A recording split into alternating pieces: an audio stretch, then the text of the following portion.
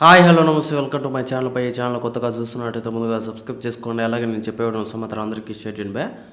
అయితే ఈరోజు మన టాపిక్ వచ్చేసి మన రామాయణ సినిమా గురించి భయ.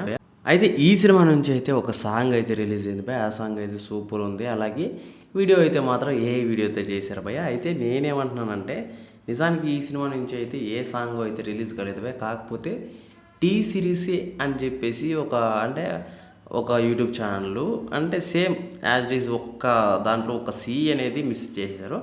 అంతకు మించి మిగతా as it is T series అది ఫేక్ యాజ్ ఇట్ ఈజ్ ఉందని చెప్పొచ్చు. అలాంటిది దాంట్లోనే ఒక సాంగ్ అయితే రిలీజ్ చేశారు భయ్. వాళ్ళైతే మాత్రము అది కూడా ఏ వీడియోతో అయితే సాంగ్ అయితే చేయడం అయితే జరిగింది. నాకు మెంటల్ ఎక్కింది. ఒక్క సెకండ్ నేను అదేనేమో రియల్ ఏమో అన్న టైప్లో అనుకున్నా భయ్య.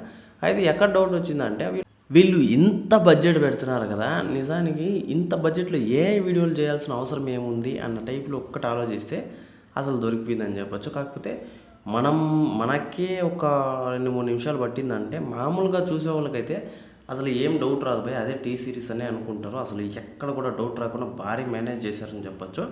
అసలు వేరే లెవెల్ అని చెప్పొచ్చు.